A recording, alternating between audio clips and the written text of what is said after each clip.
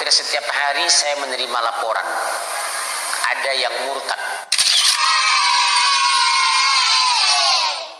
Seperti peribahasa orang Minang, kate na bapuja ke bawah na beraka. Jadi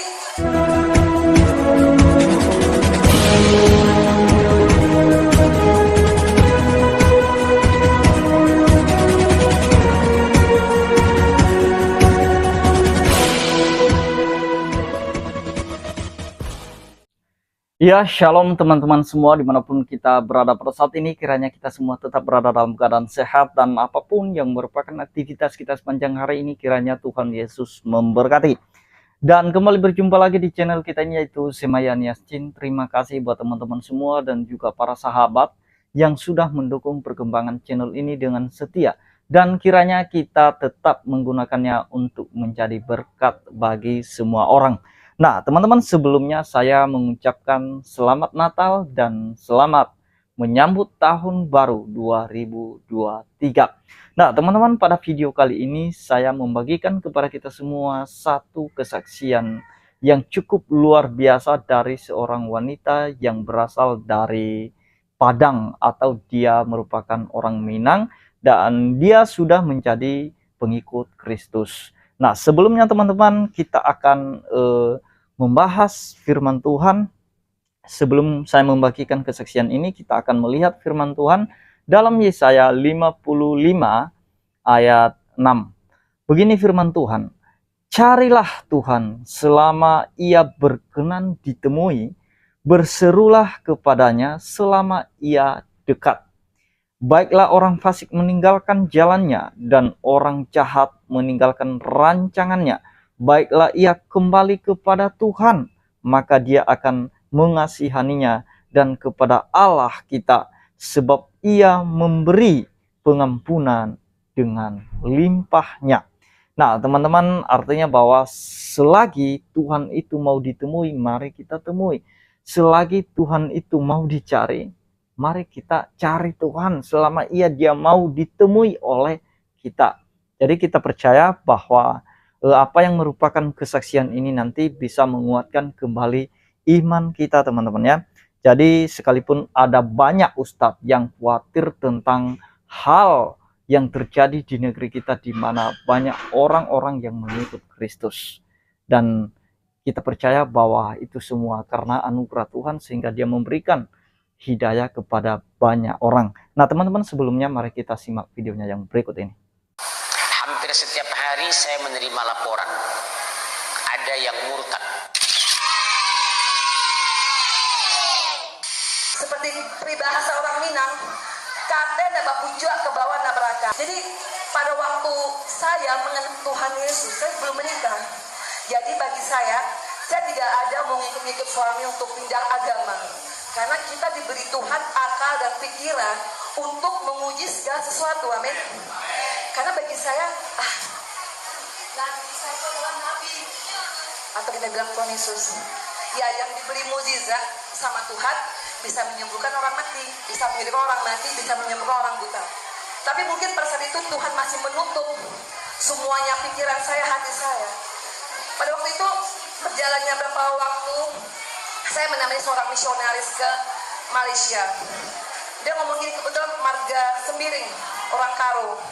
Dia bilangnya sama saya, "Anakku, saya tidak menyuruh kamu untuk Kristen, tapi menerima Tuhan Yesus sebagai Tuhan Juru Selamat. Kalau kamu habis ini kamu mau sholat, nggak apa-apa," dia bilang. Tapi saya bilang, "Opo, saya belum, tidak bisa," saya bilang. Karena bagi saya itu adalah sebuah nabi. Tapi memang mungkin waktu itu masih keras hati saya. Sampai di Malaysia, saya menginap di rumah seorang beragama Hindu, orang India Tamil. Karena opung ini seorang misionaris, dia akan pergi misionaris ke India. Jadi pada saat itu, malam itu saya di rumah orang India Tamil itu memberikan sebuah buku. Buku itu di depannya itu bergambar masjid sama bulan sabit. Jadi saya bilang, "Loh, kenapa orang ini memberi saya buku?" Jadi kamu baca, saya belum tahu ini buku ini isinya apa. Emang sih depannya itu gambar masjid sama bulan sabit sama bintang. Jadi saya baca, tapi tiba-tiba saya membaca dari halaman demi halaman, saya tetap kaget dan tidak terima. Kenapa? Selama ini junjungan saya yang saya agung-agungkan, ternyata di dalam buku ini sama sekali ini. Saya kaget, kenapa waktu petir kita mengucapkan ini? Kenapa ke Mekah harus menyembah ini? Dijawab semuanya. Akhirnya saya dilema. Waktu itu ada pertengahan buku, saya bilang sama Tuhan, saya masih berdoa gini, ya Allah ya Tuhan, kalau ini memang petunjuk, saya akan membaca buku ini sampai habis. Tapi kalau tidak, saya tidak mau ini penghinaan. Ternyata getaran itu, tarikan itu tuh menyusul membaca lebih habis. Akhirnya saya habis membaca buku, saya pulang ke Pekanbaru. Setelah itu saya ngikutin pelan-pelan, saya pergi ke gereja diam-diam. Orang tua saya tidak tahu. Waktu itu saya di Betani di Jalan Nangka. Waktu itu saya pertama masuk pas lagi perjamuan kudus. Saya tidak tahu itu apa anggur, apa itu roti. Tiba-tiba lagu ini, ya Allah Bapa, ini aku anakmu, layakkanlah seluruh hidupku. Saya mendengar lagu itu, saya merinding, bukan karena ada setan, tapi tiba-tiba kayak saya dibelai. Saya nggak tahu. Terus setelah itu saya pulang, saya bilang sama calon suami saya ini gitu, waktu itu belum menikah, Bang, tadi aku dapat ini loh, terus kau makan, kau minum, enggak lah, apa ini, aku nggak tahu lah ini. Ternyata itu, tapi ada sebuah lagu yang seperti seolah-olah kayaknya membelai saya. Lagu itu apa? Saya bunyikan lah gitu kan. Tapi akhirnya saya diam. Terus waktu itu calon suami saya itu ngasih sebuah Alkitab sama saya. Dia bilang, udah kamu baca ini. Saya baca. Tapi saya tidak tahu, kalau di Islam kan membaca Al-Quran itu kan dari ibu kan tahu gitu kan. Jadi waktu itu kita masih tradisi di keluarga masih sholat berjemaah. Waktu itu mama saya menyuruh saya sholat rame-rame. Saya bilang, saya nggak sholat, saya lagi datang bulan, saya bilang.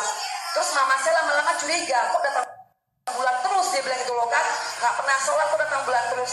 Tapi pas endingnya saya keluar, saya bilang saya mau sholat di kompleknya Saleh Yasin, Gubernur Riau. Di komplek Pemda ada, kebetulan dia lagi mendirikan masjid. Saya bawa itu Alkitab. Jadi saya parkir mobil, saya nggak sholat, saya parkir mobil.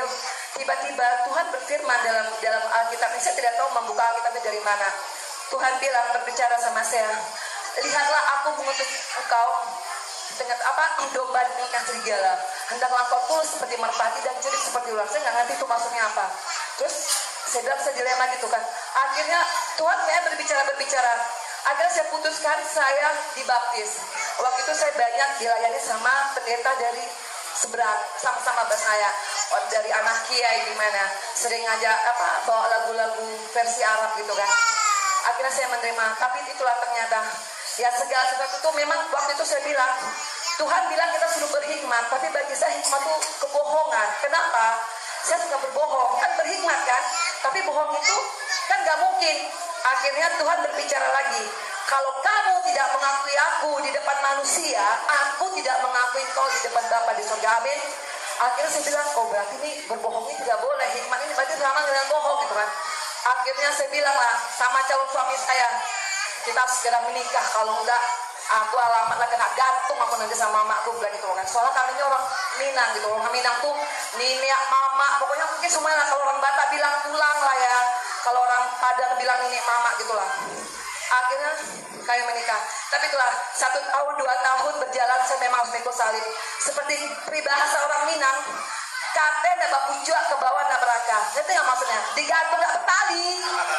Jadi mau dibilang anak nggak juga, nggak dibilang anak-anak juga. Tapi begitulah, semakin bagi mereka tuh semakin murtadnya karena saya. Karena bagi orang Padang itu pindah agama itu sangat benar-benar, aduh kalau bisa dirajam lah gitu. Tapi saya berdoa terus. Mama saya kalau datang ke rumah saya seperti kayak ada bara api di kursi itu loh. Hanya sebentar aja, tapi karena ada belas cucu gitu kan. Tapi akhirnya kami pindah ke Batam. Saya berdoa terus sama Tuhan. Tapi akhirnya sampai sekarang saya tidak pernah mengatakan sama mama saya kalau saya itu udah Kristen. Tapi saya melihatkan tuh kekristenan itu apa? Buah, ngerti? Jadi saya melihatkan suatu buah yang ranum, yang manis, yang dirasakan oleh keluarga besar saya. Kalau saya bilang saya udah Kristen, tapi tidak ada Yesus di hidup saya, di hati saya, merupakan suatu gersang. Saya merasa gimana ya, saya melawan, tidak ada kasih, panjang sabar.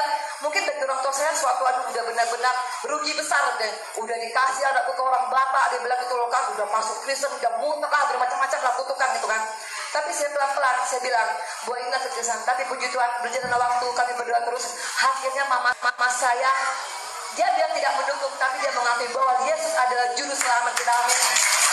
Karena nama yang begitu berkuasa, nama yang tidak pernah, istilah itu mulia Tuhan dari dahulu, sekarang sampai selama-lama tidak pernah berubah.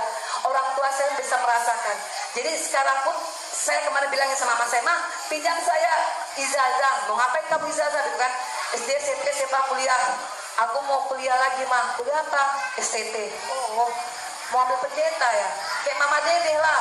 Dia bilang gitu kan. Tau kan Mama Dede yang di TV-TV itu? Sampai di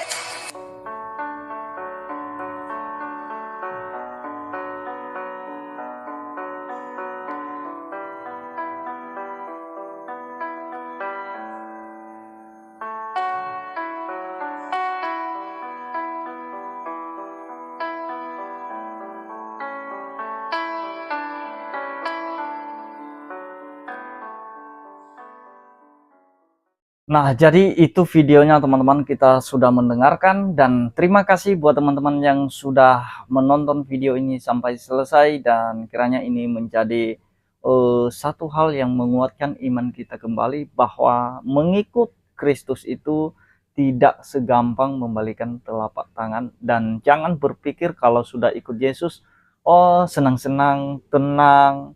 Justru teman-teman, Tuhan Yesus sudah menyampaikan kepada kita bahwa kalau kita mengikut Dia, kita harus siap bayar harga, siap memikul salib dan mengikut Dia.